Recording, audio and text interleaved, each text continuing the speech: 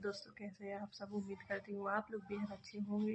तो मैं यहाँ पर लेकर आई हूँ माफिया द नवलगढ़ की स्टोरी। अगर कहानी पसंद आती है तो लाइक करें, कमेंट जरूर करें और मेरे चैनल को सब्सक्राइब जरूर करें। तो चलिए कहानी शुरू करते हैं।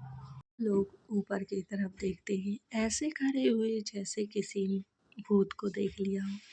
सबके मन में बस एक ही सवाल था कि आखिर हुआ क्या है और ये अप्सरा जैसी लड़की कहाँ से आई और क्यों आई। आकाश उसकी तरफ देखते हुए कहता है, कितनी संस्कारी है, लेकिन कौन है। शिवी कहती है, दूसरे को देखकर यही लगता है अगर कोई भी प्रोडक्ट खरीदेंगे तो उसको खोलने की बहुत उतावली होती है, लेकिन जब वो खुल जाता है फिर धीरे धीरे शांति पड़ जाती है और प्रोडक्ट का साइड इफ़ेक्ट भी पता चल जाता है। ईसो नाकस कहता है, लेकिन प्रोडक्ट कैसा भी हो हमें उसे यूज करना ही पड़ता है। शिवी कहती है, तुम्हें घर पर बताऊंगी, अभी सभी लोग हैं, नहीं तो तुम्हारा कीमा बना देती हूँ। वहीं कबीर और बेहान नीचे आ जाते हैं और कहते हैं, दादी हमें आपसे बात करनी है। दादी कहती हैं, क्या बात करनी है। वो समझ आ रहा है। दादी बेहान का कान खींचते हुए कहती हैं, कब से चल रहा है और लड़की के माँ बाप वो कहाँ है। कहता है, दादी वही तो प्रॉब्लम है, आप लोग बैठिए, हम बैठकर बात करते हैं ना। बेहान कहता है। बेहान की बात सुन सब लोग बैठ जाते हैं और पिया भी जूली को लेकर आ जाती है। सबके बैठते ही वहीं जूली को बैठा दिया जाता है। पिया कहती है, दादी ये जूली है, इस गेंडे की पसंद। बेहान कहता है, देखा भाई, अब मैंने शुरुआत नहीं की, अब तो कुछ बोलो आप। पिया, बहुत हुआ, अब तुम ऐसे नहीं बोलोगी समझी। पिया कहती है, जी कबीर जी। और पिया भी कबीर के पास बैठ जाती है। कबीर कहता है, दादी दरअसल जूली के पिता इस शादी के खिलाफ है। दादी ये सुन फिर से खड़ी हो जाती हैं। दादी को बेहान कहता है, दादी रिलैक्स, पूरी बात तो सुन लीजिए। बेहान कहता है, जूली के डैड जूली की कीमत लगा रहे थे और उसकी शादी ऐसे लड़के के साथ करा रहे थे जो जूली के काबिल ही नहीं है। मैं जूली को बहुत पहले से जानता हूँ और अच्छा हुआ कि मैं उस शादी में गया तो मुझे जूली मिली और उस लड़के की हरकत मैंने अपने आँखों से देख ली, नहीं तो पता नहीं क्या हो जाता। इसके डैड ज़बरदस्ती उससे शादी करवाना चाहते हैं, फिर चाहे जूली को इसकी कीमत उसके साथ रहकर ही क्यों ना चुकानी पड़ती। वो जूली के साथ जो ज़बरदस्ती करने की कोशिश कर रहा था। दादी, क्या ये सही था। दादी ने कहा, बिल्कुल सही नहीं था, लेकिन उनके माता पिता की रजामंदी होना ज़रूरी था और तुम लोग इसे ऐसे ही ले आए। कबीर कहता है, आपको क्या लगता है हमने कोशिश नहीं की, उल्टा वो जूली की कीमत हमसे मांग रहा था। जूली कोई चीज़ नहीं है। दादी मेहमान बोला, हाँ, लेकिन अगर जूली के डैड को इसी में खुशी मिलती है और वो इस शादी के लिए मंजूरी दे देते हैं तो जो वो मांग रहे हैं कबीर दे दे उन्हें। मैं नहीं चाहती कि जूली हमारे घर में आए तो माँ बाप की मर्जी के बगैर। जो भी हो वो उसके पिता हैं, अगर खुशी खुशी ये शादी हो जाएगी तो। लेकिन कबीर कहता है, दादी खुशी खुशी तो शादी हमारी भी नहीं हुई थी, क्या आप भूल गई सब कुछ। लेकिन पिया कहती है, क्या मतलब है आपका। कबीर कहता है, कुछ नहीं, तुम ना ही जानो तो बेहतर होगा। दादी अब भी कुछ कहना है आपको इस बारे में। मैं बाहर नहीं जाने वाला, अगर आपको जाना है तो आप जाइए। ये सुन दादी कहती हैं, मैं और बेहान जाएंगे। वहाँ बेहान कहता है, दादी ये सब ठीक नहीं रहेगा, जब भाई बोल रहे हैं तो। देख बेटा, शादी पूरी रीति रिवाजों से होनी चाहिए, बिना माँ बाप के कैसी शादी, समझा करो। बेहान कहता है, जो आप लोगों को ठीक लगे। तुम लोग कुछ मत करो, मैं और पिया ही चले जाएंगे।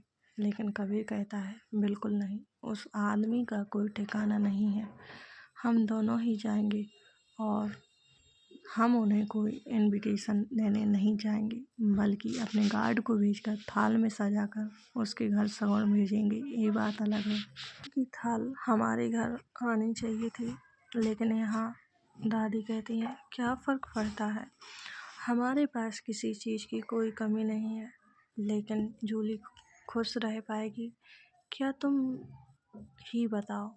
ओके दादी, जैसा आप कहें।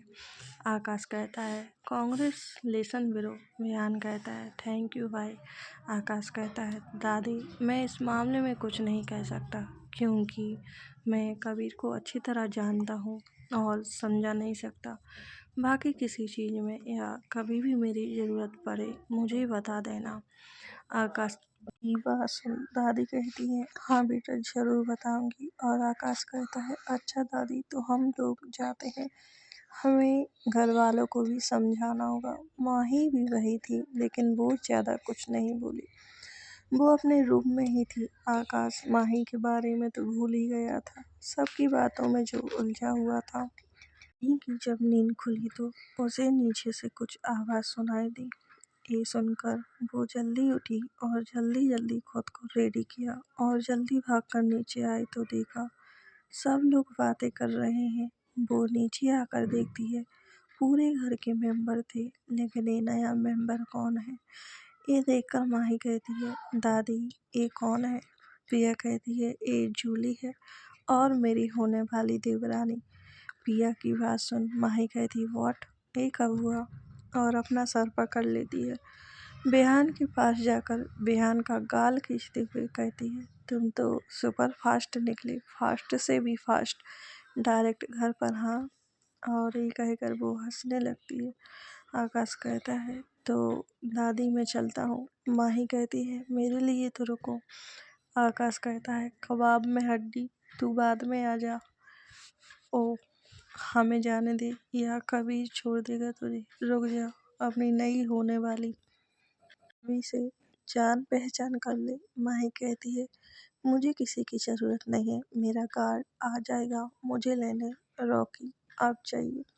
आकाश कहता है, मैं मजाक कर रहा हूँ, चल तू भी साथ। माही कहती है, जानती हूँ आपका मजाक, चलिए। और ये कहकर सब लोग एक दूसरे से गले मिलते हैं और बाहर चले जाते हैं। दादी और पिया शिवी को छोड़ने के लिए बाहर तक गई थी और कभी आकाश भी वहीं उन्हीं के साथ थे।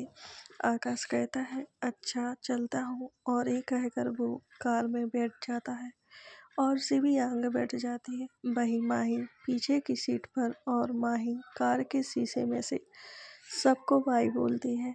आकाश अब निकल चुका था और बाकी सब उसे जाते हुए देख रहे थे। कुछ देर बाद सब यूं ही खड़े हुए थे और फिर सब अंदर आ जाते हैं और अपने अपने काम में लग जाते हैं।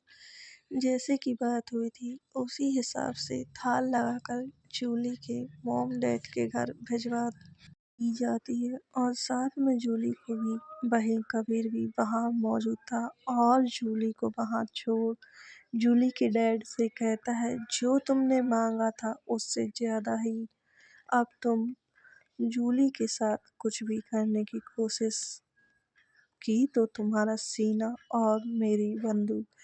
जूली के डैड कहते हैं, ऐसा क्यों करूँगा जब मेरे मन का सब हो रहा है। और ये कहकर वो सोने से भरे तालों को देखने लगता है। कबीर कहता है, और हाँ एक बात, अपनी बेटी को इतना सजाना कि पूरा राज्य देखे समझे, क्योंकि जूली तुम्हारी बेटी नहीं है, इस कपूर खानदान की होने वाली बहू है, समझे। भले मैंने जो किया हो इसकी भनक किसी को ना लगे, ये तुम्हारी इज्जत के लिए ठीक रहेगा। उसे आप दोनों आशीर्वाद के साथ ही विदा करें, ऐसा मेरी दादी का कहना है और उन्हीं के कहने पर मैं यहाँ आया हूँ। और सगुन के साथ साथ सगुन में दक्षिणा के साथ अपने बॉडीगार्ड छोड़कर जा रहा हूँ। अगर तुमने कोई भी होशियारी दिखाने की कोशिश की तो यहीं भूने जाओगे। और ये कहकर कबीर अपने गार्ड को इशारा करता है और चारों तरफ कैमरा लगवा देता है ताकि जूली के डैड कुछ भी गलत ना कर सके। जूली के डैड ये सब देख तो रहे थे लेकिन वो अब कोई भी होशियारी नहीं दिखा सकते। उसके पास ये सब सहने के अलावा कोई और चारा नहीं था। सब बहुत जल्दी हो जाता है। जूली तो बस चुपचाप थी, वो क्या बोलती। बिहान भी वहीं था। बिहान कहता है, अपनी अमानत छोड़कर जा रहा हूँ, तकलीफ देने की कोशिश भी मत करना। जूली की डैड कहते हैं, भाई मुझे क्या प्रॉब्लम, तुम चाहो तो अभी ले जाओ। लेकिन कबीर कहता है, शादी तक इसे रखो, ये मेरे भाई की अमानत है, समझे, इसलिए इतना बोल पा रहे हो, नहीं तो मैं अभी। जूली की मॉम आकर कहती हैं, हाँ बेटा चिंता मत करो, मैं हूँ ना, और यहाँ बहुत लोग हैं, इसलिए इनकी हिम्मत नहीं पड़ेगी, आप आराम से जाइए। और ये सुन कबीर और बेहान वापस निकल आते हैं। लेकिन बेहान पीछे मुड़कर जूली को देखता है और जूली भी अपनी ड्रेस को कसकर पकड़ लेती है और बेहान को जाते हुए देखती है। बेहान और कबीर बाहर से निकल जाते हैं और घर पहुंचते हैं। दादी पिया उन्हीं दोनों का इंतजार कर रही थी। दोनों के आते ही दादी कहती है, क्या हुआ, सब ठीक है ना। बेहान कहता है, हाँ दादी सब ठीक है, और उन लोगों को अच्छे से समझा भी दिया है, आप चिंता मत करो। कबीर बेटा, शादी का मुहूर्त और शादी का सामान ये सब अरेंज करना होगा। कबीर कहता है, शादी का मुहूर्त 1 हफ्ते बाद ही का रहेगा, जब तक आप लोगों को जो इंतजाम करना है कर लो। दादी कहती हैं, लेकिन इतने जल्दी कैसे होगा। दादी आप चिंता बहुत करती हैं, जितनी जल्दी शादी हो जाएगी उतना अच्छा है हमारे लिए। कबीर की बात सुन दादी कुछ नहीं कहती और अपना सर हाँ में हिला देती है। वहीं पिया कहती है, कबीर जी आप तो सुपर रॉकेट हो, इतने जल्दी सब कुछ कराए और 1 हफ्ते में ही शादी। आओ मोटी, अब तो तू गेंडे मोटे से सेहरा वाला बनेगा। कबीर कहता है, पिया फिर तुम शुरू हो गई। पिया कहती है, कबीर जी मुझे बहुत सारी ज्वेलरी चाहिए है और बहुत अच्छी ड्रेस। दादी कहती है, हाँ बेटी सब कुछ आएगा, चिंता मत करो। चलो अब डिनर की तैयारी भी करनी है। और ये से दिन निकल जाता है और सब अपने अपने काम करके फ्री हुए थे। अब जाकर सब अपने अपने रूम में थे। आज कबीर प्रिया के लिए कुछ स्पेशल लेकर आया था। आज रात के लिए कबीर कहता है, डॉल कहाँ हो तुम, मैं कुछ लाया हूँ। पिया खुश होकर उसके पास आकर कहती है, क्या लाए हो कबीर जी, मेरे लिए कुछ स्पेशल है। कबीर कहता है, पिया कहती है, स्पेशल क्या हो सकता है। कबीर अपने दोनों हाथ आगे कर कहता है, जाकर इसे पहन कर आओ। पिया वो ले लेती है और कहती है, कबीर जी ये आप क्या क्या लाते रहते हैं। कबीर कहता है, पहनो इसे जाकर। पिया कहती है, नहीं। लेकिन कबीर कहता है, मैंने कहा ना पहनो। नहीं तुम्हें। पिया कहती है, नहीं तो क्या, नहीं तो तुम जानती हो मैं क्या करूँगा। कहकर कबीर पिया की तरफ हाथ बढ़ा देता है। जैसे ही वो कुछ करता, पिया जल्दी से वो कबीर के हाथ से कपड़ा लेकर बाथरूम के अंदर भाग गई। कुछ देर बाद बाथरूम का दरवाजा खुला और पिया धीरे से बाहर आई। कबीर जो गिलास में जग से पानी भर रहा था, दरवाजा खुलने की आवाज़ पर उसने मुड़कर देखा तो बस देखता ही रह गया। एक कलर की रिबेलिंग सी नाइटी जो नाम मात्र पिया के जिस्म को ढकने का काम कर रही थी, उसका पूरा ढांचे में ढला शरीर उस नाइटी में उभर कर दिख रहा था और ऊपर से ताजे सावर की मेहरबानी से पिया का हल्का भीगा बदन कबीर पर बिजलियां गिरा रहा था। पिया ने उसकी ओर देखा देखा फिर उसके हाथ की ओर, जिसमें गिलास में से पानी भरकर नीचे गिर रहा था और कबीर को कोई होश नहीं था। पिया ने अपना सर दूसरी तरफ और घुमा लिया और कसकर आंखें बंद कर लीं, क्योंकि कबीर की आंखें उसे ऊपर से नीचे तक देख रही थी।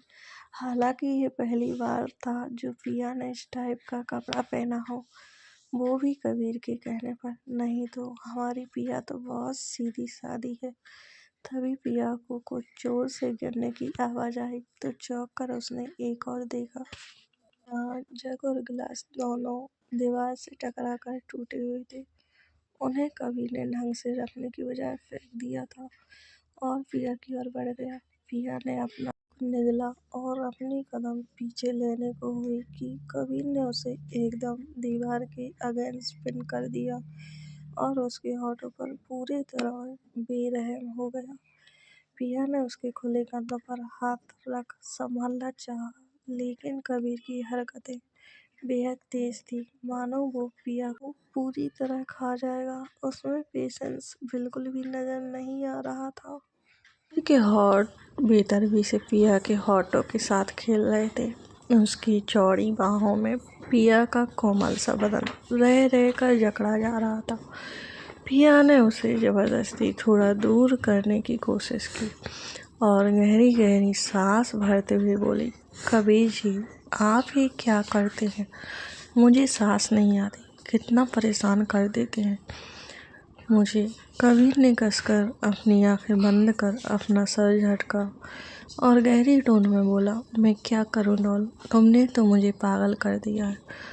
मेरा दिमाग सुन्न हो गया है। You are looking damn sexy. Kabir के कॉम्प्लिकेटेड पर पिया का दिल पागलों की तरह धड़कने लगा। आज वो कुछ कह भी नहीं पा रही थी। वहीं कबीर ने उसकी ओर डार्क डिजायर के साथ देखा और उसके सीने के बीच बंधा नोट एक झटके में खींच दिया। अगले ही पल पिया के बदन पर लिपटा वो पतला सा कपड़ा जमीन पर था। पिया ने अपने सीने पर हाथ रखते हुए मुंह दूसरी ओर फेर लिया। उसके गाल और कान बुरी तरह लाल हो चुके थे। कबीर की नजरें उसके हर रिएक्शन पर थी। इस वक्त पिया उसे अपनी छोटी से छोटी हरकत से पागल बना रही थी। कबीर ने उसके चेहरे को पकड़ अपनी तरफ घुमाया और उसके होठों के पास जाते हुए सेडेक्टिव टोन में बोला, किस मी।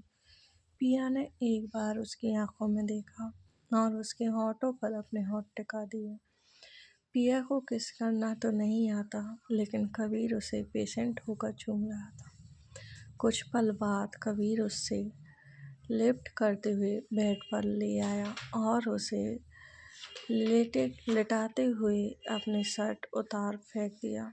कबीर की नज़र पिया से मिली तो नर्वस सेंस को भांपते हुए उस पर झुका और प्यार से उसके माथे को सहलाते हुए चूम लिया। फिक्र मत करो, ख्याल रखूंगा, तुम्हें कोई प्रॉब्लम ना हो। पिया ने उसके गाल पर उंगलियां फिराई तो कबीर ने उसकी हथेली को चूम लिया और उसके बाद वो पिया पर टूट पड़ता है। कुछ देर बाद कबीर को अपना टेडी बना पिया आराम से उस पर कब्जा जमाए सो रही थी और कबीर उसे अपलक नजरों से निहारे जा रहा था। उसकी नजरों में पनपती मोहब्बत पिया को निहारते हुए जैसे पी रही थी। कबीर ने उसके रेशमी बालों को समेट कर बेहद धीरे से उसके कान के पीछे कर दिया। उसकी चाल इतनी धीमी थी जिससे पिया की नींद में हल्का सा भी खलल ना पड़े। कबीर फिर धीरे से खिसकता हुआ उठने को हुआ, लेकिन पिया रेंगते हुए उसके पास चली आई और वापस कबीर के ऊपर कब्जा कर लिया। कबीर हल्का सा मुस्कुरा दिया। उसने पिया के बालों को सहलाया और बोला, मुझे काम पर जाना है, आज जल्दी से ब्रेकफास्ट बना लो, तुम्हें भी भूख लगी होगी बच्चे। नहीं, अभी कहीं मत जाइए, मुझे और सोना है, बस थोड़ी देर और सोना है। पिया ने ये कहते कहते उसके सीने में अपना छोटा सा सर घसा दिया और उसे कसकर कर लिया, जिससे कबीर कहीं न जा पाए। कबीर उसकी क्यूट सी हरकत पर मुस्कुरा दिया और पिया की पकड़ ढीली पड़ गई। वो वापस सो गई थी। कबीर फिर आराम से उसे बेड पर लेटा उसका माथा छूकर बाथरूम में चला गया। कुछ आधे घंटे बाद पिया की नाक में किसी चीज की खुशबू उड़ते हुए पहुंच गई। पिया की छोटी सी नाक हरकत करने लगी। आखिरकार पिया की आंखें खुल गईं। पिया आंखों को मसलते हुए उठी, तभी उसके पीछे एक मुलायम पिलो आ गया और उसके लंबे खुले बालों को समेट कर बांध दिया गया और उसके पास जाकर उसके गालों को चूमते हुए बोला, उठो डॉल। पिया ने अधखुली आंखों से कहा, कबीर जी मुझे नींद आ रही है, अब भी मेरी आंखें नहीं खुल रही हैं। कबीर हल्का सा हंस दिया। कल रात देर से सोने की वजह से पिया की आंखें नहीं खुल रही थी। उसे अब भी नींद आ रही थी। कबीर कुछ कहता भी क्या, आखिर उसी की वजह से तो उसकी डॉल सो नहीं पाई थी। सुबह सुबह वहां का नज़ारा बेहद खूबसूरत था। पिया बाहें फैला आसपास फैली मीठी हवाओं का आनंद लेने लगी। कुछ पल के लिए उसका वक्त वहीं ठहर गया। कबीर ने पीछे से उसे अपनी बाहों में भर लिया। यहाँ पर कितना सुकून है ना। हाँ, कबीर ने धीरे से अपना सर पिया के कंधे पर टिका दिया। पिया आसपास के नज़ारों को अपनी आंखों में कैद कर रही थी, लेकिन तभी नज़र वहां लगे फूलों पर पड़ी। पिया ने कबीर की तरफ देखा, जो उसकी गर्दन को चूमने में मसरूफ था। क्या कबीर जी, आप जब देखो मुझे किसी करते रहते हो। पिया की बात सुन कबीर कहता है, और मैं कर भी क्या सकता हूँ। कबीर की बात सुन पिया शर्मा जाती है और भागकर बाथरूम में जा साबुन लेने चली जाती है। और आकर उसकी नज़र कबीर के बनाए ब्रेकफास्ट पर पड़ती है। वहीं ये देख पिया कबीर से कहती है, आपने अब तक ब्रेकफास्ट नहीं किया। कबीर कहता है, नहीं डॉल, तुम्हारे बिना कैसे कर लेता। कबीर की बात सुन पिया कहती है, चलिए अब हम दोनों ही खा लेते हैं। ये कहकर पिया और कबीर फास्ट करने लगते हैं। पिया तो कबीर के हाथ पकड़ चूम लेती है और कहती है, मज़ा आ गया कबीर जी, आपके हाथों में तो जादू है जादू। अब से आप रोज़ ऐसे ही मेरे लिए ब्रेकफास्ट बनाएंगे। कबीर कहता है, जी मैम, जो हुक्म मेरे आका। ये सुन पिया मुस्कुरा देती है और साथ में कबीर भी खुश हो जाता है, क्योंकि पिया ने उसकी इतनी मीठी मीठी तारीफ जो की थी। वहीं शिवी और आकाश घर पहुंच जाते हैं और सबकी नज़रों का निशाना बने हुए थे। आकाश उसकी माँ के सामने था और आकाश के माँ बाप उनको ही देख रहे थे। सिया जी कहती हैं, तूने पहले क्यों नहीं बताया और अब बता रहा है।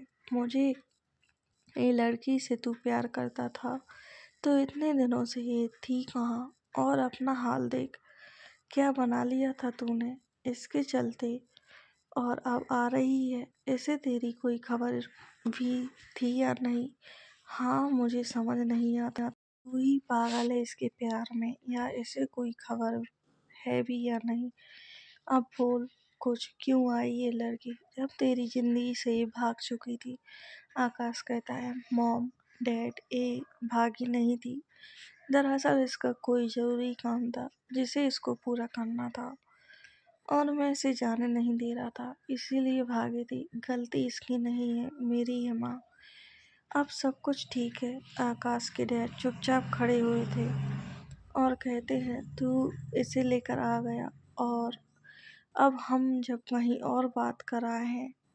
अरे तो डैड क्या हुआ, ये कोई नई बात नहीं है। आप लोग तो कब से मेरे लिए लड़की देख रहे हैं। मैंने कभी हाँ कहा किसी के लिए नहीं ना, तो फिर क्यों। मुझे शिवी ही चाहिए और मैं इसी से शादी करूँगा। आप दोनों समझ लीजिए ये बात।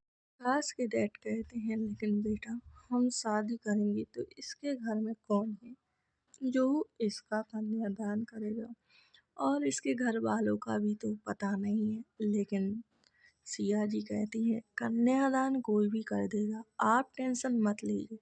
अगर मेरे बेटे को शिवी से ही शादी करनी है तो शिवी ही इस घर की बहू बनेगी। आकाश ने शिवी की प्रेग्नेंट होने की खबर किसी को नहीं दी थी, क्योंकि वो अपनी गलती का इल्ज़ाम शिवी पर नहीं लादना चाहता था।